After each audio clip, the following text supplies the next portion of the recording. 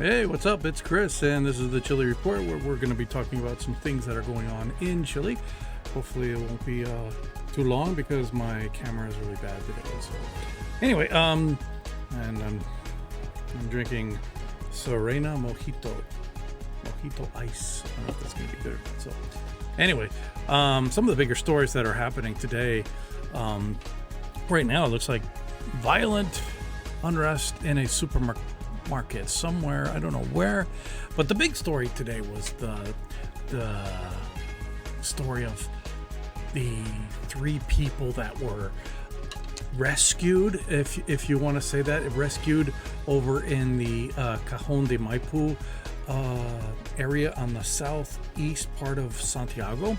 And when I say rescue, I really mean I don't know exactly the details of the story. Apparently, they were for 6 days they were gone, and people were worried. It was a man that some people refer to as Chino, which is the Chinese man in Spanish, and they were trying to figure out where these people were.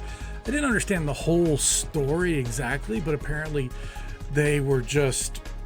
This guy was a married man too, and so. He apparently went with a couple of women that were school teachers, I guess. I don't know. It doesn't really, it's not really important. And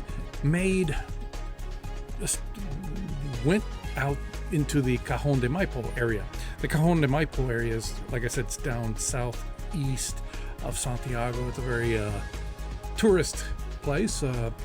That's where they have a lot of the termas, hot water springs and things like that, and it's a beautiful place apparently when it snows. And so they were down there, and they were, they originally started in a bar, and they probably had a few drinks and a few smoke weed every day, probably something like that, and they just disappeared. 3 of them. Little triangle situation there, I suppose. And the government and the people were all looking for them, and I thought they were dead. I was like, oh man, they're never going to find these people. But they eventually did. But they were all just like shacked up in some place and,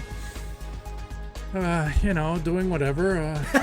So, not really sure what the situation was with that, but it was a little suspicious. And the guy apparently... I don't know if he's done this before, but now the government's going to make him pay for it. All the rescue and everything that they the costs and everything. So, cheers to him. All right, let's take a look at what's going on. Apparently, stubborn people. Oh, look at that. That's the old mayor of Santiago and now the current mayor of La Barnechea, Felipe Alessandri. The stubborn people continue to go up the mountains without chains on their tires. Never had to worry about this myself, but if you're going up into those mountain areas, I guess the law says you have to have chains on your tires. No problemo.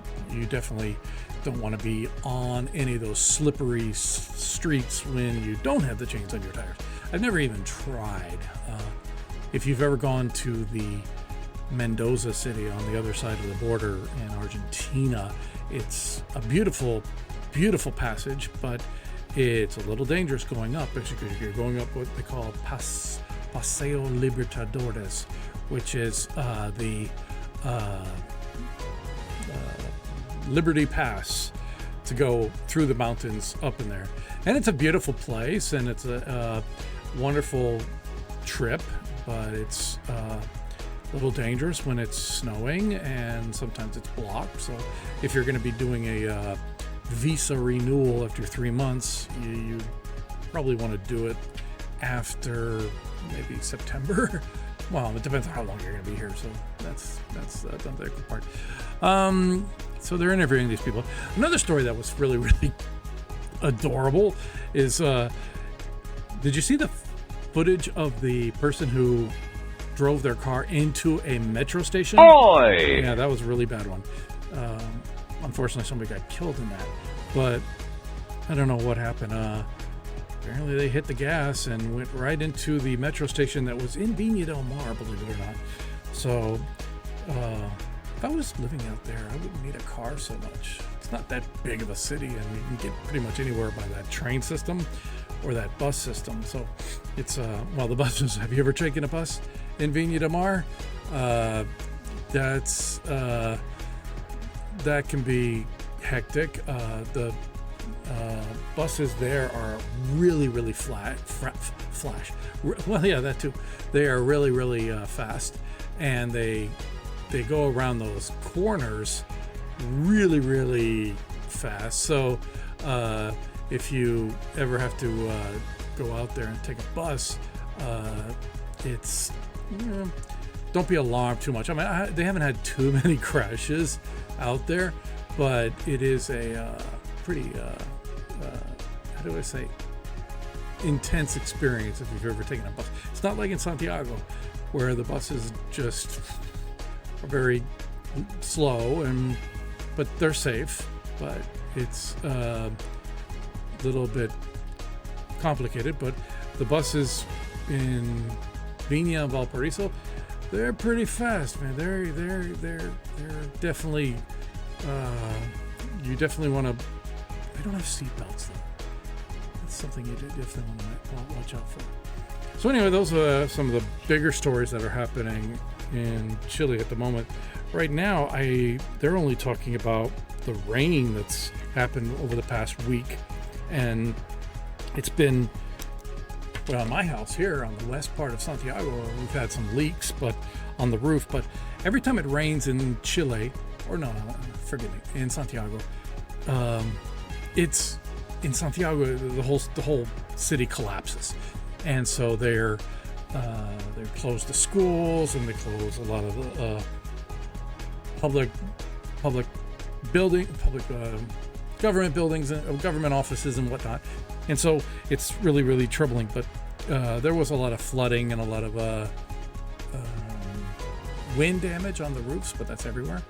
But the problem is here in Santiago, and I don't know if it's other places too, but they start putting, some people throw away things, and they throw it in the canals and the drainage and the sewers and things. And I'm talking big things like sofas and refrigerators and God only knows what else. And that blocks a lot of the drainage in all over Santiago, particularly in the same parts of the town where the flooding happened. Fortunately, out here on the west part of town, going out on Route 68, they finally updated the drainage system under the Lieutenant Teniente Cruz Bridge, so it's not flooded anymore. But that's a good sign. From what I see from the news, all of it is just basically weather related. Ooh, look at this. 40 animals remain isolated out in the Alto de Carmen region. That's really sad if you're going to have pets and things like that.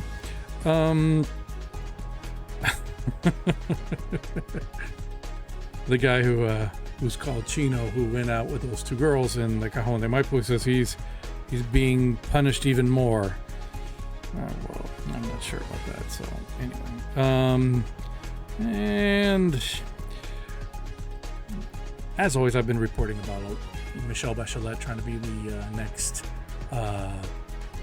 Secretary General of the United Nations, and I'm not really for that. That's my personal opinion.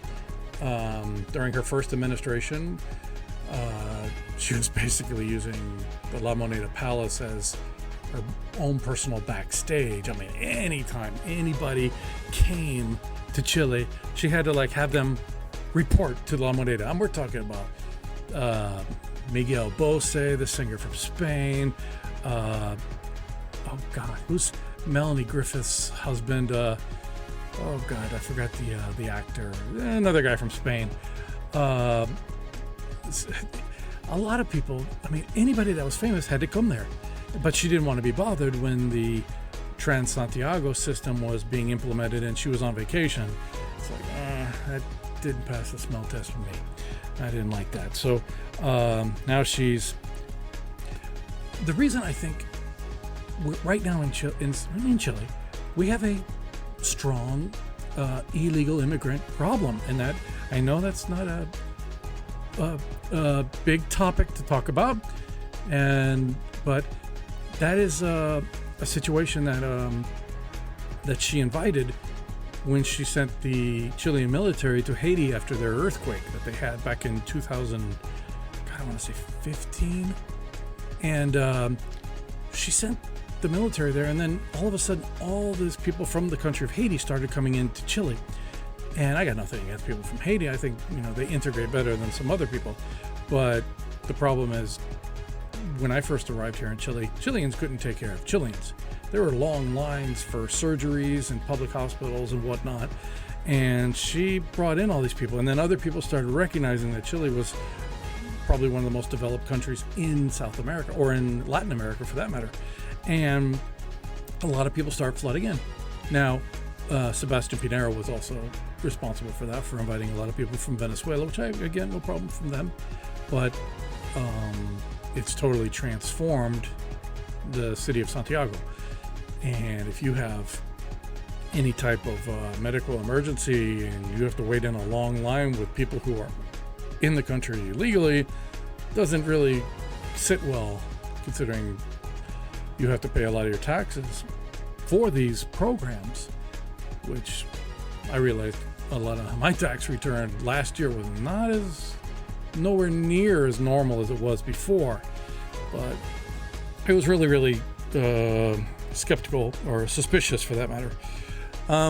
As you can see here, President Trump of the United States was having the White House Correspondents' Dinner, the one where he almost got killed, but everybody immediately said, "Oh, that was fake," and everybody that hated Trump said it was fake.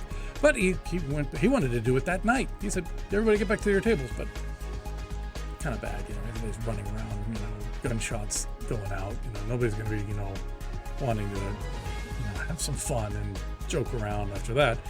So anyway, apparently that went off without a hitch. Apparently some jabs at CNN from what I read this morning. So it was kind of funny. Not really much things happening in Santiago right now that I've noticed. Again, the weather right now, it says it's gonna not rain for the next 2 days, but let's take a look at it and see what the weather says here. It says probably Monday and Tuesday it's gonna rain a lot, and then Friday, Saturday, Sunday, and next weekend it's gonna rain a lot. But tomorrow, Sunday, not really, but Monday and Tuesday, yeah. When I say Monday and Tuesday, I probably mean Sunday night. So if you're hanging out close, you want to watch that. All right, well, that's pretty much all I got. Hope you guys share this video with your friends so we can get this circulating, and I can do more videos like this. It's a little difficult to do videos in my house because there's a lot of noise and things like that, so I don't know. Hard to do it. Okay, well, take care, everybody. See you later.